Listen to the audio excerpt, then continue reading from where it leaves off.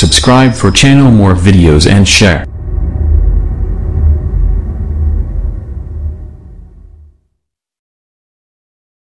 আসসালামু আলাইকুম মাননীয় প্রিয় শ্রোতা বন্ধুরা, আজকে আল্লাহর রহমতে অতীতে এবং বর্তমানে পৃথিবীর আল্লাহর মনোভূত সর্বোত্তম দল কে ও কারা, এই সম্পর্কে কিছু আলোচনা করা হবে। তো আপনাদের সম্মুখে সূরা মুজাদালা 22 নম্বর আয়াত তেলাওয়াত হচ্ছে। তেলাওয়াতের পর তর্জমার পর ইরশাদ হবে, ইনশাআল্লাহ তারপরে কিছু কথা আলোচনা করা যাবে। আউযু বিল্লাহি মিনাশ শাইতানির রাজীম। বিসমিল্লাহির রহমানির রহিম। লা তাজিদু কাওমান ইউমিনু বিল্লাহি ওয়াল ইয়াউমিল আখির ইউওয়াদ্দুনা মান হাদ্দাল্লাহা ওয়া রাসূলাহু ওয়ালাউ কানু আবাহুম আও আবনাহুম আও ইখওয়ানাহুম আও আসিরাতাহুম উলাইকা কাতাবা ফি কুলুবিহিমুল ঈমানা ওয়া আইয়াদাহুম বিরূহিম মিনহু ওয়া ইউদখিলুল জান্নাতিন তাজরি মিন তাহতিহাল আনহার খালিদিনা ফিহা রাদিয়াল্লাহু আনহুম ওয়া রাযু আনহু উলাইকা হিজবুল্লাহি আলা ইন্না হিজবাল্লাহি হুমুল মুফলিহুন। সাদাকাল্লাহুল মাওলানাল আযীম। তোমরা কখনো এমন দেখিতে পাইবে না যে আল্লাহ ও পরকালের প্রতি ঈমানদার লোকেরা কখনো তাহাদের প্রতি ভালোবাসা পোষণ করে যাহারা আল্লাহ এবং তাহার রাসূলের বিরুদ্ধতা করিয়াছে। তাহারা তাহাদের পিতাই হোক কিংবা তাহাদের পুত্রই হোক বা ভাই হোক অথবা হোক তাহাদের বংশ পরিবারের লোক, ইহারা সেই লোক যাহাদের দিলে আল্লাহ তাআলা ঈমান দৃঢ় করিয়া দিয়েছেন এবং নিজের তরফ হইতে একটা রূপ দান করিয়া তাহাদিওকে শক্তিশালী করিয়াছেন। তিনি তাহাদিওকে এমন সব জান্নাতে দাখিল করিবেন যেসবের নিম্ন দেশে ঝর্ণাধারা প্রবাহমান হইবে, তাহাতে তাহারা চিরদিন থাকিবে। আল্লাহ তাহাদের প্রতি সন্তুষ্ট হইয়াছেন এবং তাহারা সন্তুষ্ট হইয়াছে তাহাদের প্রতি। ইহারা আল্লাহর দলের লোক। জানিয়া রাখো, আল্লাহর দলের লোকেরাই কল্যাণ প্রাপ্ত হইবে। ভাই শ্রোতা বন্ধুরা, সূরা মুজাদালা 22 নম্বর আয়াত তেলাওয়াত ও তর্জমা হলো। এখানে আল্লাহ তাআলা একটু সম্পর্ককে সামনে রেখে ঈমানদার লোকের কর্মসূচিকে আপনাদের সম্মুখে প্রকাশ করেছেন। কাজটা কি হলো? আল্লাহ বলছেন তোমরা কখনোই এমন দেখিতে পাইবে না। কখনোই কথার কারণটা কি? দুনিয়াবি আলেম ওলামারা বলে লক্ষাধিক নবী এবং রাসূলের আগমন পৃথিবীতে আল্লাহ ঘটিয়েছিলেন বা পাঠিয়েছিলেন। তো তদানীন্তন যুগে যে রসুলই এসেছিল তার অনুসারী যারা হয়েছিল তাদেরকে উম্মত বলা হয়, তাদেরকে একটা দল বলা হয়।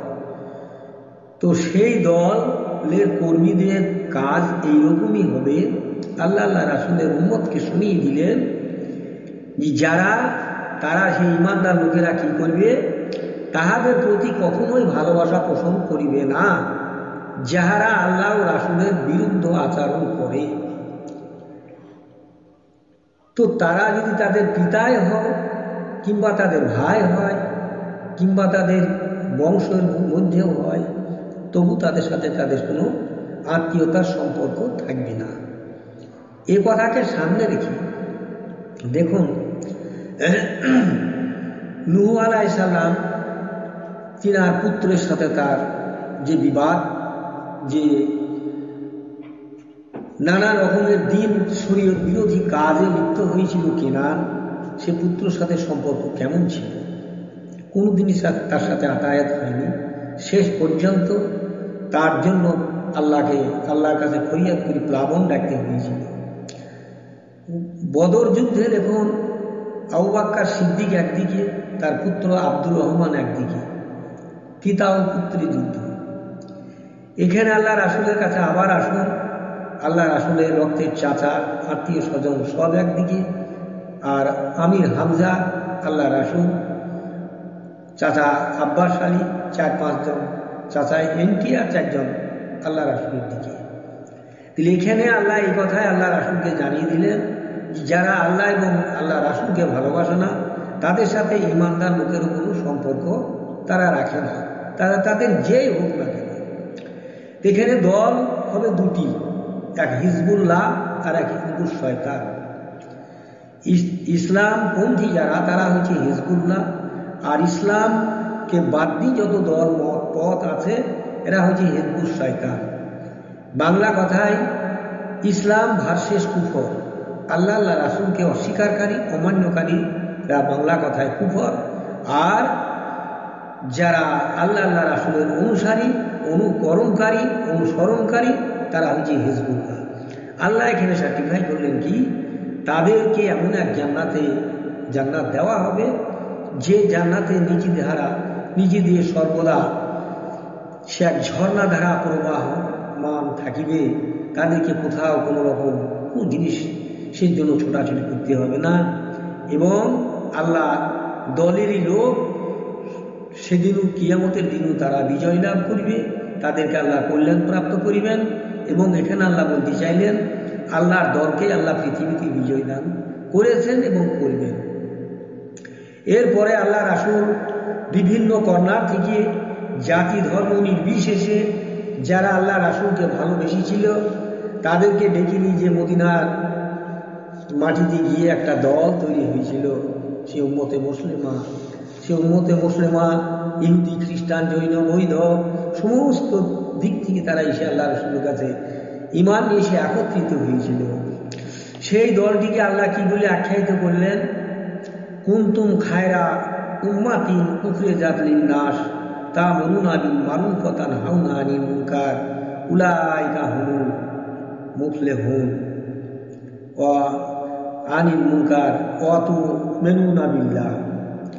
এটা সূরা আল ইমরানের 110 নম্বর আয়াতের অর্ধেক অংশ।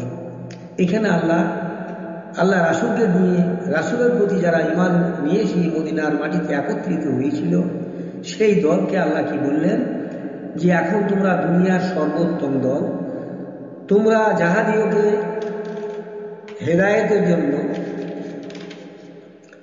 সংস্কার বিধানের জন্য কর্মক্ষেত্রে একত্রিত করা হইয়াছে, তোমরা কি করো, সৎ কাজের আদেশ করো, আর অন্যায় ও পাপ কাজ হইতে লোকদেরকে বিরত রাখো, এবং খোদার প্রতি নিজের ঈমানকে রক্ষা করিয়া চলো।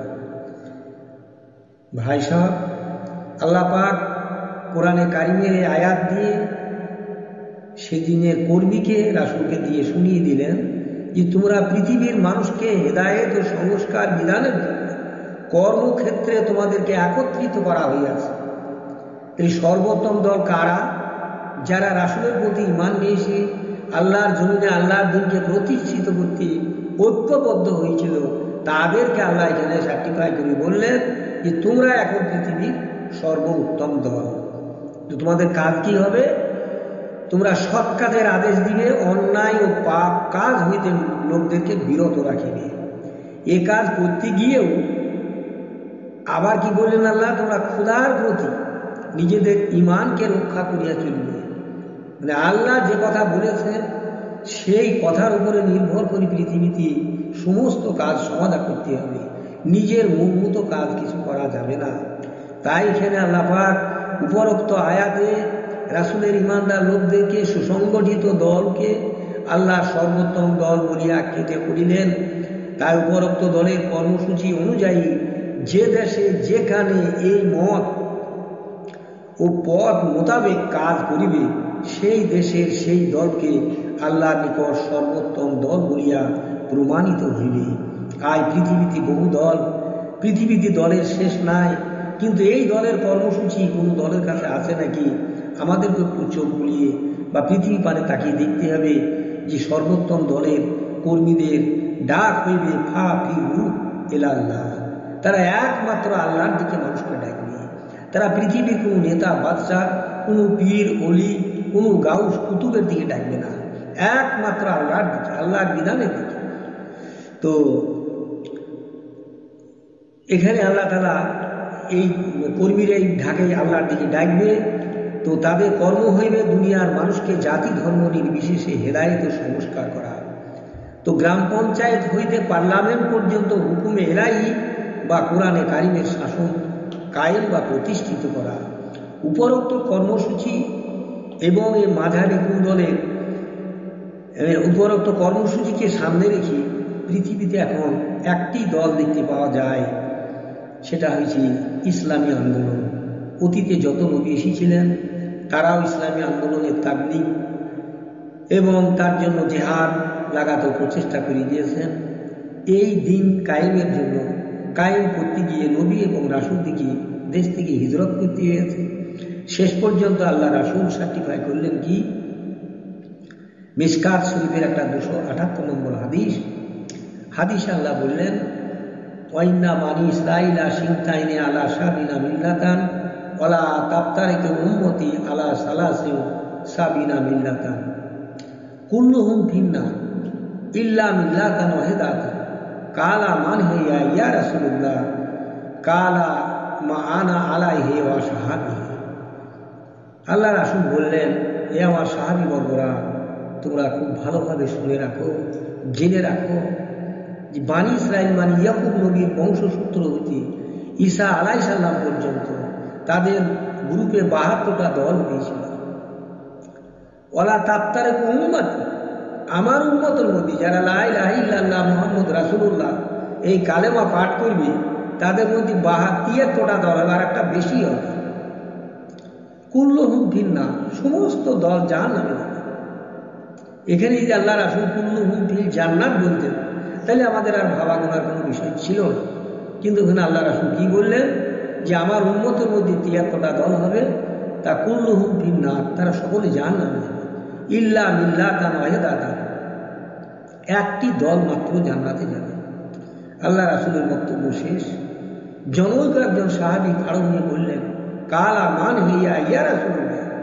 কি বললেন আপনি যে আপনার উম্মতের ভিতরে 73টা দল হবে, তাদের কর্মসূচি কি হবে?